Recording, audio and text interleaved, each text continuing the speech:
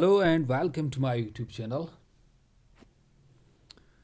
As you already know, आपको पता है कि हम या डिसाई को समझ रहे हैं, उन्हीं को हम आज इस वीडियो लेक्चर में कवर अप कर रहे हैं। और पहले हमने अंडरस्टैंडिंग मार्क्सियन अप्रोच को समझा। अब हम मार्क्सियन अप्रोच में ए आर डिसाई का क्या आइडिया था उसको थोड़ा बहुत देखेंगे, जो इस वीडियो लेक्चर में हम समझेंगे।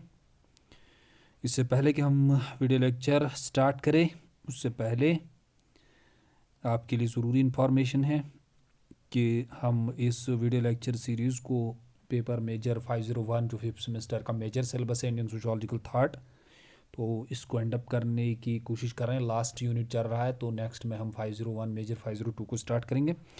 लेकिन उससे पहले भी ज़रूरी इन्फॉर्मेशन आपके लिए कि इस चैनल को सब्सक्राइब कीजिए। जिन्होंने सब्सक्राइब नहीं किया है, कोई भी नोटिफिकेशन रिगार्डिंग सोशियोलॉजी, कोई भी इन्फॉर्मेशन जो सोशियोलॉजी के रिलेटेड होती है, वो मैं इस यूट्यूब चैनल पे अपलोड करता हूँ।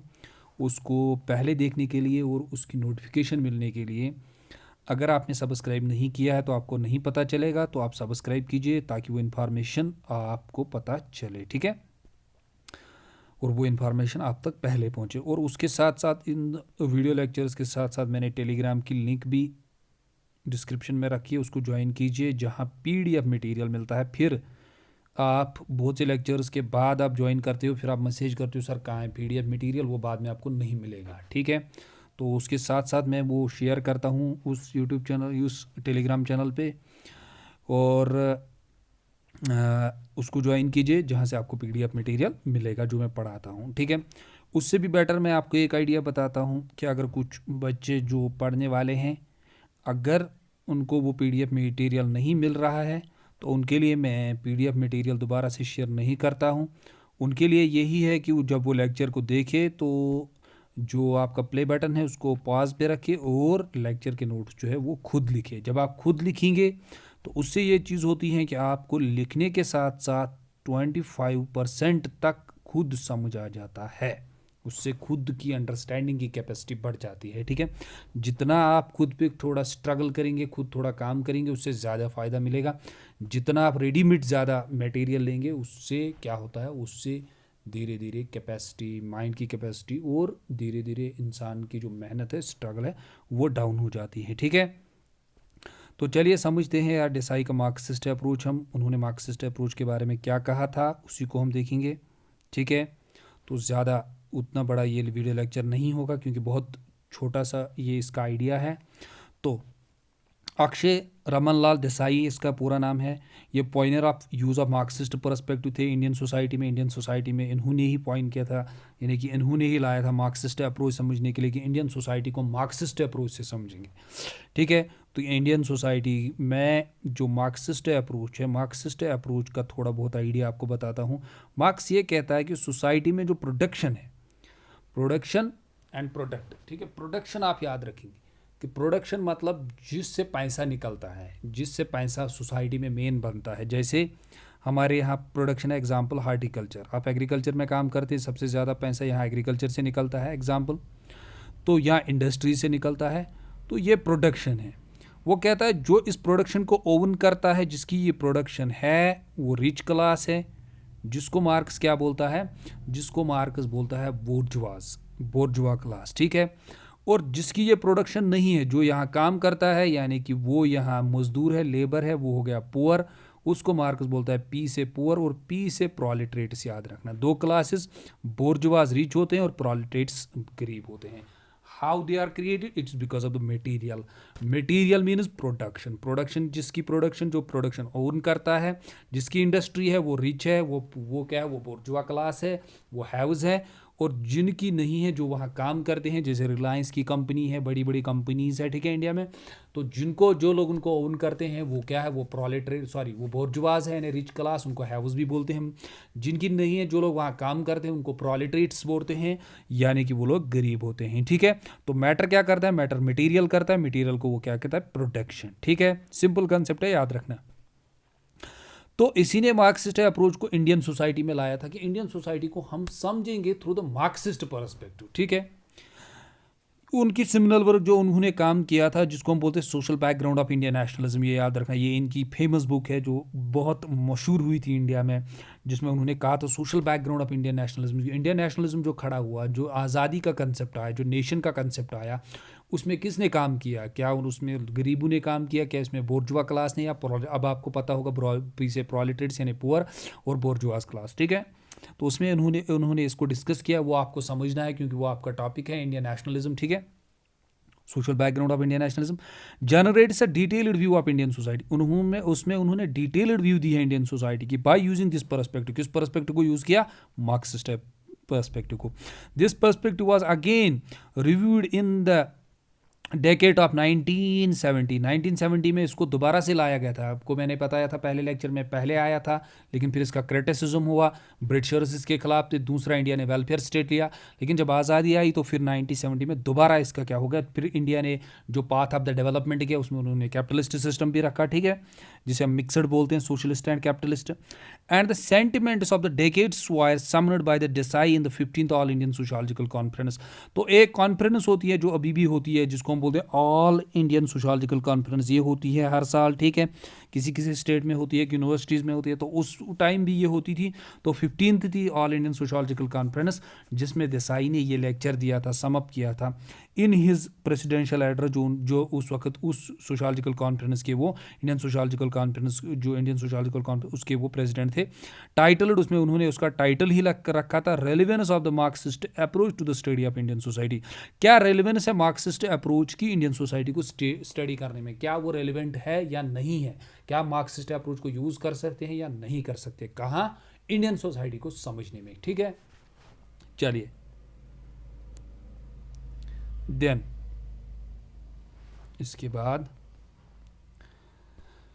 उसके बाद आपको याद रखना है, Desai alone among the Indian sociologists has constantly applied Marxist methods in his treatment of the Indian social structure and its process. ये इंडियन सोशियोलॉजिस्ट अकेले थे जिन्होंने कंटिन्यूअसली किसको यूज़ किया था? मार्क्सिस्ट मेथड्स को यूज़ किया था। किसको? इन his treatment of Indian social structure की। जब भी इन्होंने कहा इंडिया का जो सोशल स्ट्रक्चर है, family, marriage, kinship, religion, economy, ठीक है, पॉलिटी, इसको समझने में और इसको ठीक करने में कि इंडिया की जो प्रॉब्लम्स है सोशल स्ट्रक्चर में, उसकी प्रॉब्लम्स, जो सोशल प्रॉब्लम्स है यहाँ, उनका सोल्यूशन जो है वो हमेशा ए.आर. देसाई ने इसको स्टडी भी किया, किससे? मार्क्सिस्ट अप्रोच से, और इसका सोल्यूशन भी उसने किससे दिया? मार्क्सिस्ट अप्रोच से, ठीक है। तो जो मैंने अभी आपको आइडिया दिया था नीचे, अभी मैंने आपको बताया कि मार्क्स कहता है जो प्रोडक्शन है, जिसको वो जो प्रोडक्शन को ओन करता है, जो प्रोडक्शन को ओन करता है वो क्या है? रिच क्लास, यानी उसको वो बोलते हैं बोर्जवास।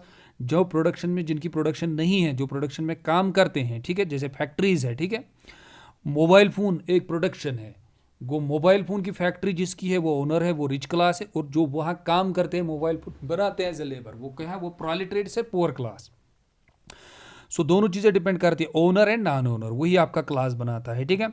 तो मार्क्स कहता है, तो इसी तरीके से देसाई ने भी इंडियन सोसाइटी को स्टडी किया। उसने कहा, उसने फिर बताया सोल्यूशन क्या है। सोल्यूशन ये है कि जो पुअर क्लास है उनको आपको क्या देना पड़ेगा? जो रिच क्लास है उन्होंने रिसोर्सेज को ग्रैप अप किया है प्राइवेट प्रॉपर्टी को, तो उस प्राइवेट प्रॉपर्टी को एबॉलिश करना पड़ेगा। जैसे मार्क्स बोलता है कि दुनिया में अगर आपको क्लासेस एक्सप्लॉयटेशन ख़त्म करनी है, ये जो कॉन्फ्लिक्ट है दुनिया में, लड़ाई जो है, it is because of the exploitation, कि रिच लोग पुअर लोगों को एक्सप्लॉयट करते हैं, ठीक है।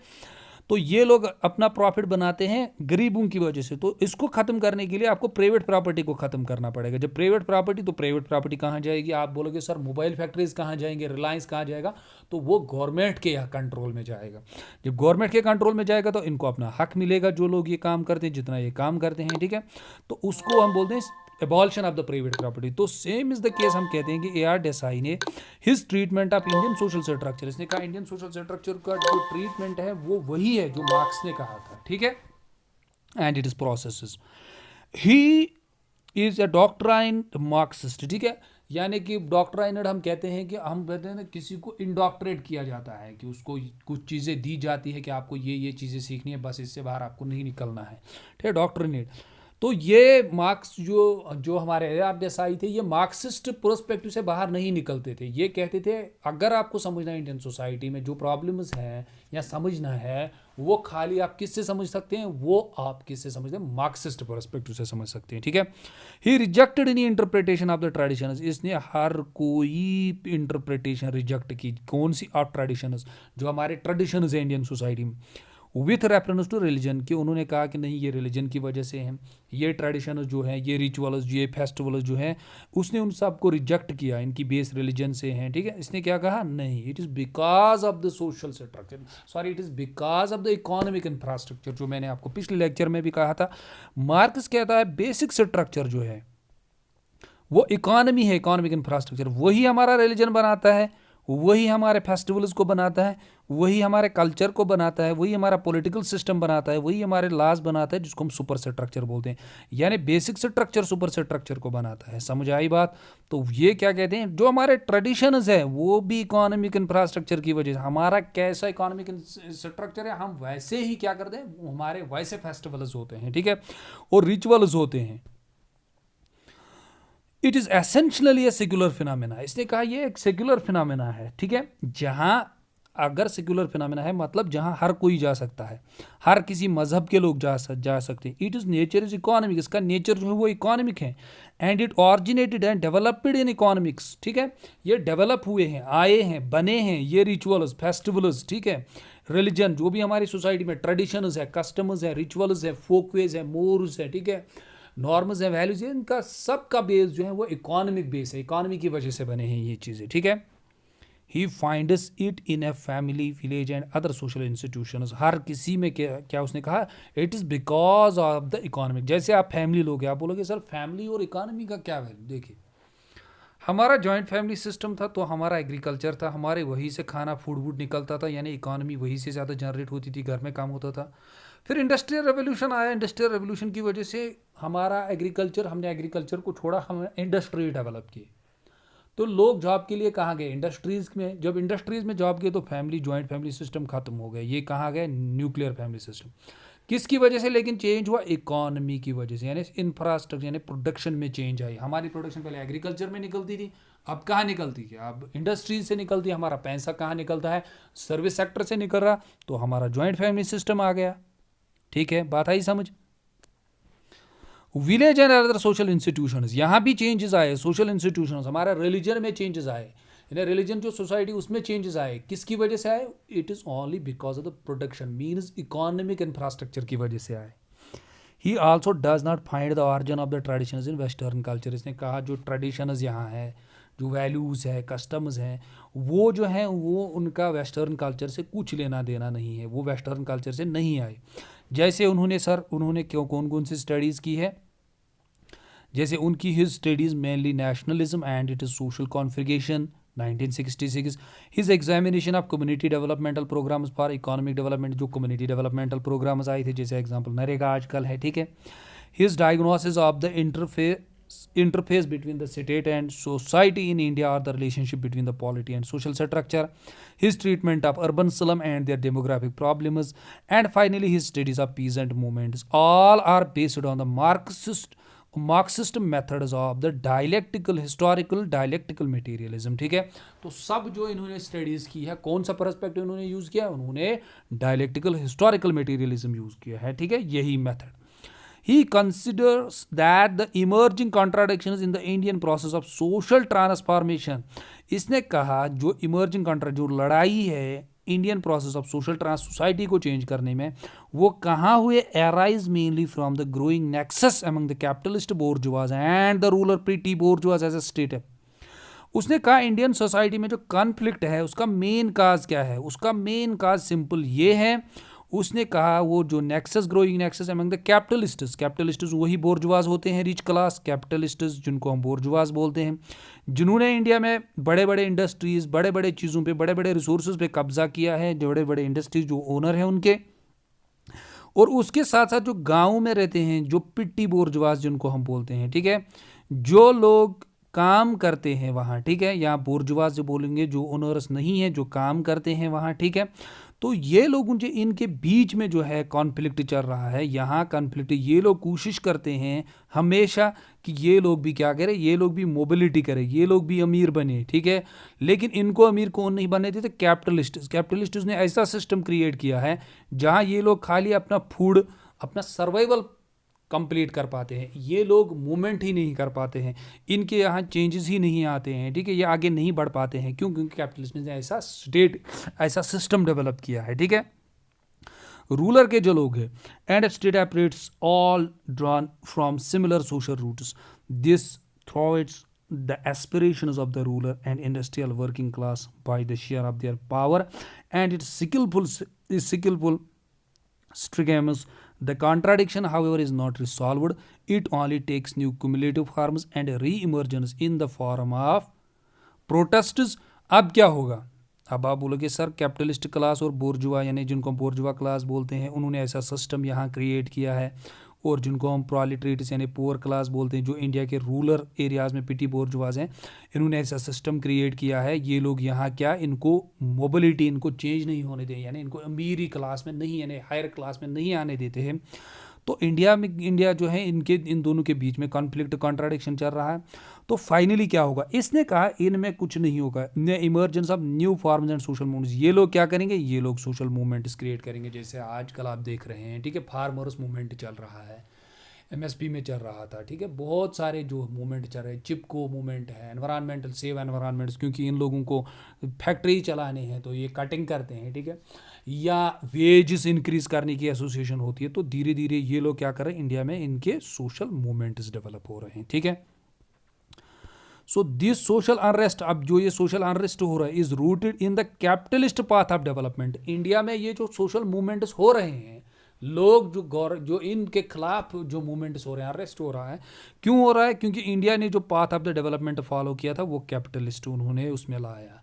इंडिया ने जब आज़ादी के बाद ये सोचा कि हम कौन सा मॉडल फॉलो करेंगे, क्या हम कैपिटलिस्ट मॉडल फॉलो करेंगे जो अमेरिका ने दिया था, क्या हम सोशलिस्ट मॉडल फॉलो करेंगे जो रशिया ने दिया था रशियन रेवोल्यूशन के बाद।